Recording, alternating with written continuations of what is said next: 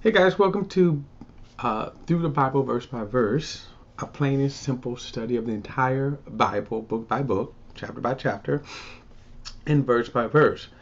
We are currently in Genesis chapter 41, moving along in the Joseph narrative. Now, just by way of refresher, you remember Joseph was 17 when his father sent him to bring a report about how his brothers were doing. His brothers saw him; they hated him because of the dream that Joseph had, that God, that God had given him, stating that he was going to rule over him. Now, we will get to that later, but his brothers hated him for that. They hated him also because his brother was more loved, by his father than the rest of them. They were scoundrels, as we will see. Because of their hatred, they wanted to kill him, but then decided to sell him into slavery in Egypt. While in Egypt, he's a slave to Potiphar, the commander of the Egyptian guard. But God gives him favor and blesses Joseph as a slave, and he ended up running the entire household of Potiphar. So much to the fact that Potiphar didn't even care what he had. He didn't even inquire how much he had, how much money he had, whatever. He would just come home, boom, just ate the food. What was interesting about this was that Potiphar's wife began to lust after Joseph and try to seduce him. And Joseph would say, I cannot sin against God. Interesting statement there. And he also said, look, your husband is giving me all things under my care, except you. In other words, and that's a telling statement to me, because why would you have to say that about your wife? Doesn't everybody know that wives are off limits, that adultery is wrong? But anyways, but Joseph said that. And one day when Joseph had come into the house and no one else was around, she tried to seduce him, and he ran out. And when he ran out, he left his garments, and his wife took the garments and made a false accusation against Joseph, saying he tried to rape. What is also interesting about that is that that Potiphar, I believe, knew the kind of wife he had. One, he gave him the strict forbiddance, right, not to sleep with my wife, which means why would a husband have to give that kind of command, right? Don't touch my wife, right? Why would he have to give that?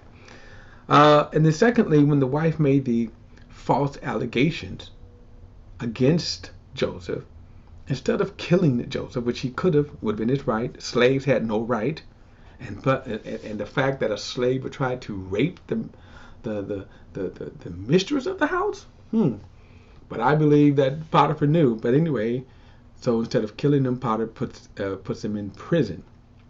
While in prison, God blesses him again, and he ran to prison. That brought him into contact with two of Pharaoh's servants, the butler and the cook. While God gave them two dreams. The cook, in 3 days, he was going to be executed. But the butler, he said, you're going to be restored. Now, here's an interesting, touching thing here. Joseph says, look, when you are released, don't forget about me. Please plead to Pharaoh on my behalf that I was wrongly sold into slavery and I was wrongly in prison. But we're going to see that the butler, and everything about what Joseph said came to pass. But that the cook was executed and the butler was restored to his position. But he did forget about Joseph.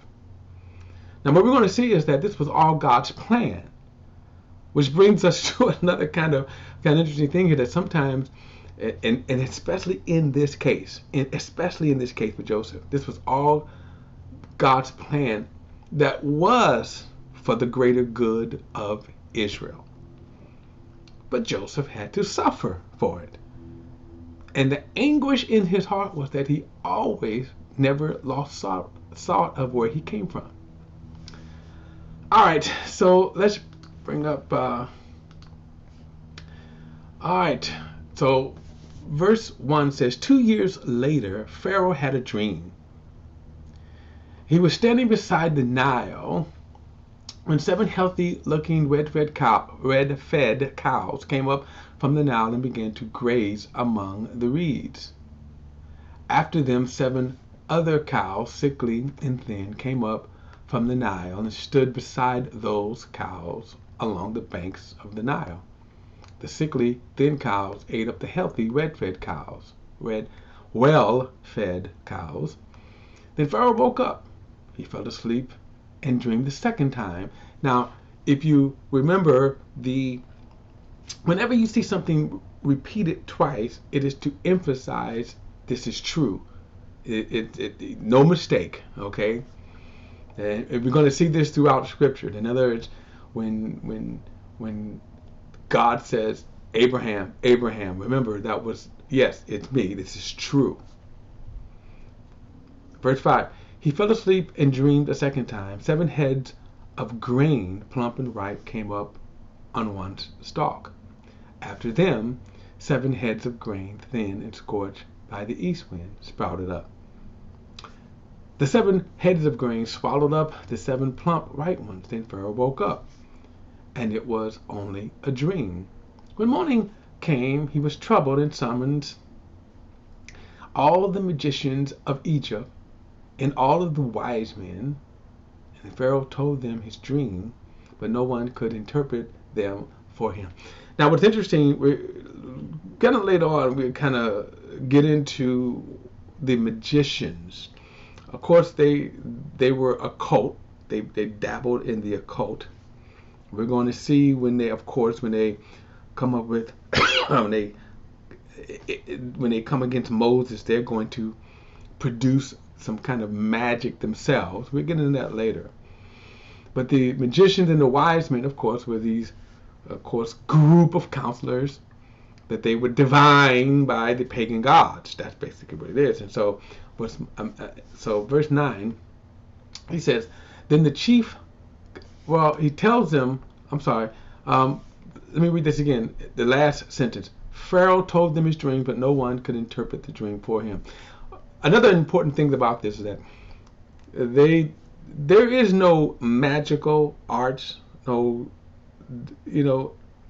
I'm trying to say this how to say this because we're not going to get into a deep dive in this, but there's no such. The only kind of supernatural manifestations has to come by God. That's it. It has to come by God, and it cannot.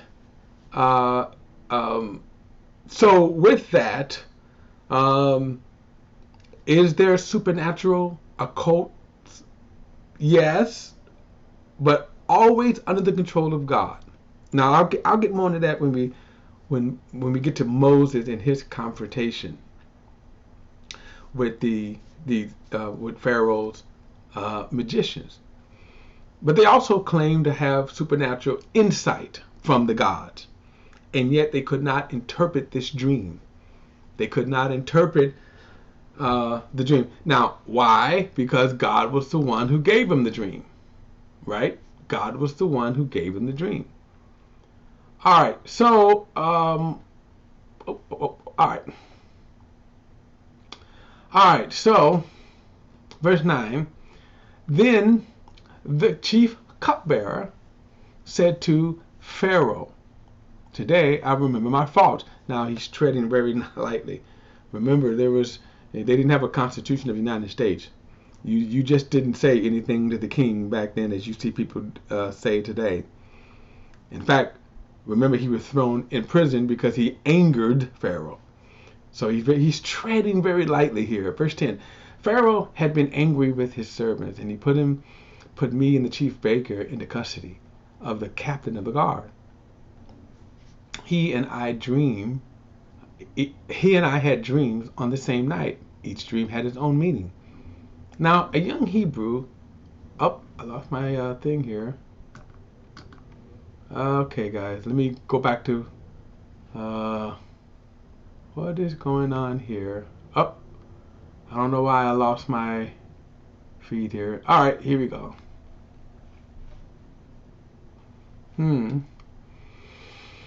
Okay. Oh, I'm skipping ahead here. Alright, I don't know why I lost my feed here. But anyway, verse 12 again. Now, a young Hebrew, a slave of the captain of the guards, was with us there. We told him our dream. He interpreted our dream for us, and each had his own interpretation. It turned out just the way he interpreted them to us. I was restored to my position, and the other man was hanged. Then Pharaoh sent for Joseph. Now, also note this, that the true prophets of God, those who have true revelation, meaning dreams, visions, revelations, they always come to pass. God confirms them. And this is what happened with Joseph. And I say that because there are people who claim to have dreams, and some of them truly believe that they do. But look, if you have to kind of fill in the blanks for yourself, all right, notice this was confirmed. Remember, even Joseph, at the time when he gave the dreams, right, came to pass 3 days later. And then now 2 years later, which is a part of God's plan. 2 years went by, and now we see these dreams. And by the way, Joseph doesn't know as of yet he's getting ready to get set free. He's, okay, this guy forgot about me. Man, what's going on? But behind the scenes, God was working on his behalf. But not only just for Joseph. Let me correct that. He wasn't working on Joseph's behalf. He was working on Israel's behalf. He was working his plan on God's behalf. So sometimes when things seem to be delayed in your life, just know that God may have a plan and a purpose. That's all. Just understand that. Verse 14, then Pharaoh sent for Joseph, and they quickly brought him from the dungeon. He shaved, changed his clothes, and went to Pharaoh. So he's down in the prison, no grooming there. Can't imagine probably how he looked. Unshaven person. Anyway, verse 15, Pharaoh said to Joseph, I've had a dream and no one can interpret it. But I have heard it said about you that you can hear a dream and interpret it. Verse 16, I'm not able to, Joseph answered Pharaoh. It is God who will give Pharaoh a favorable answer. Now the favorable answer really is kind of twofold. One, meaning the dream interpreted, the proper interpretation of the dreams. This will be favorable because there's some wisdom that's going to come out of this. 17, so Pharaoh said to Joseph, in my dream I was standing on the bank of the Nile when 7 well-fed, healthy-looking cows came up from the Nile and began to gaze among the reeds. After them 7 other cows, ugly, very sickly, and thin, came up. I've never seen such ugly ones as these in all of the land of Egypt. Then the thin and ugly cows ate the first and 7 red-fed cows, and when they had devoured them, you could not tell that they had devoured them. Their appearance was as bad as it was before. Then I woke up. In my dream I also seen 7 heads of grain, plump and ripe, coming up on the stalk. After them 7 heads of grain, withered, thin, and scorched by the east wind, sprouted up.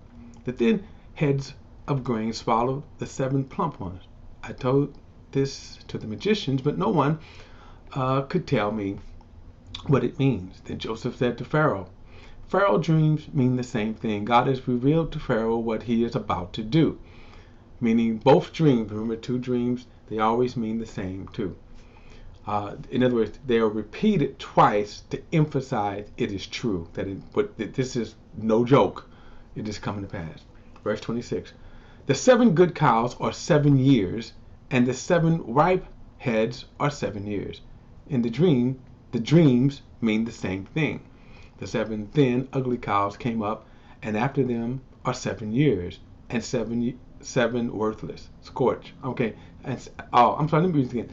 27 again. The seven thin, ugly cows that came up after them are 7 years, and the seven worthless, scorched heads of grains are 7 years of famine. It is just as I told Pharaoh. God has shown Pharaoh what he's about to do. 7 years of great abundance are coming throughout the land of Egypt. After them, 7 years of famine will take place, and all the abundance of the land of Egypt will be forgotten. The famine will devastate the land. The abundance in the land will not be remembered because of the famine that follows it. For the famine will be severe. Since the dream was given twice to Pharaoh, it means that the matter has been determined by God, and he will carry it out soon. So there it is, a biblical definition of why things are repeated. Notice, it has been determined. It is set in stone. Okay. Verse 33. Now, this is amazing because Joseph doesn't know he's getting ready to be set free. He has kind of settled into, I'm a prisoner. I'm a slave. I'm a prisoner. And he's not going to even ask. He's not going to even ask to be set free. In other words, hey, I've given you this, cut me a break here. He is simply interpreting the dream. And from what we can see, not knowing, Joseph would have said, hey, great, send him back to prison, right? Verse 33, so now let Pharaoh look for a discerning and wise man and set him over the land of Egypt. Let Pharaoh do this. Let him appoint overseers over the land and take a fifth of the harvest of the land of Egypt during the 7 years of abundance. Let them gather all the excess food during these good years that are coming under Pharaoh's authority. Store the grain in the city so that they may preserve it as food. The food will be a reserve for the land during the 7 years of famine that will take place in the land of Egypt. Then the country will not be wiped out by the famine. Now this is amazing right here, right? So he gives them this wisdom. Now, keep this in mind. God had already been preparing Pharaoh through his work under Potiphar and his work in the slave house. Remember, he was also running the slave. So in addition to telling the interpretation of the dreams of the cupbearer and the baker, he also was running the dream, which means God had been preparing him for this very moment right here. The proposal pleased Pharaoh, verse 37, the proposal pleased Pharaoh and all his servants. And then Pharaoh said to his servants, can we find anyone like this, a man in whom God's spirit is in him? So Pharaoh said to Joseph, since God has made all this known to you, there is no one as intelligent and wise as you. You are. He says, you will be ruler over my house, and all my people will obey your commands. Only with regard to the throne will I be greater than you. So he's put in number 2. Now keep this in mind. Joseph had been doing this. He was ruler of the house of Potiphar, right? He was ruler in the jail. Verse 41. And Pharaoh also said to Joseph, see, I am placing you over all the land of Egypt. Pharaoh removed his signet ring from his hand and put it on Joseph's hand, clothed him with fine linen garments, and placed a gold chain around his neck. Made him a rapper. I kid you not. I'm kidding. Verse 43. He had Joseph ride in his second chariot, and servants called out before him a brick, which is, I guess, Egyptian. So he placed him over all the land of Egypt. Pharaoh said to Joseph, I am Pharaoh, but no one will be able to raise his hand or foot in all the land of Egypt without your permission. Now this is quite the exaltation here. Verse 45. Pharaoh gave Joseph the name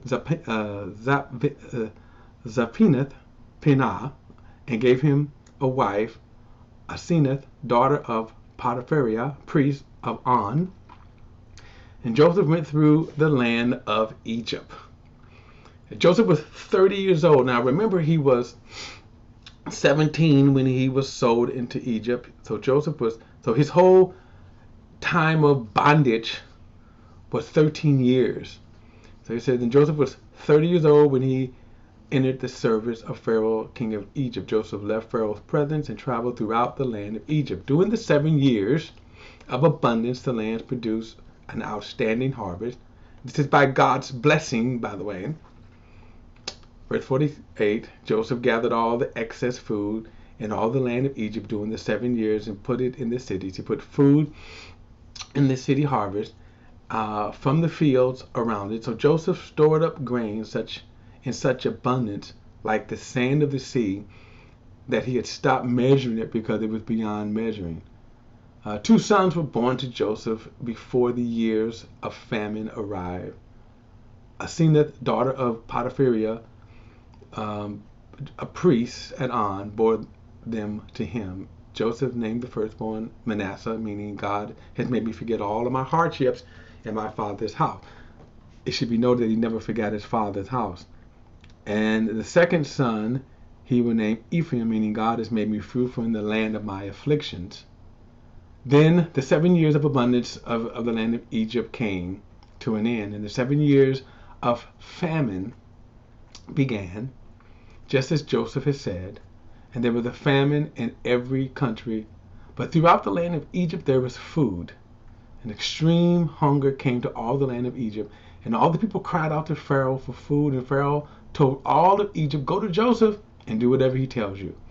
And because the famine had spread across the whole country, Joseph opened up all of the storehouses and sold grain to the Egyptians, for the famine was severe in the land of Egypt, and every nation came to Joseph in Egypt to buy grain, for the famine was severe in every land. Now we'll get back to this later, how Joseph prospered the land of Egypt. Now, 2 things I do want to say about this. 2 things I want to say about this. One, what about Potiphar's wife? What about Potiphar, right? Ooh, right? Awkward. And the second thing is this.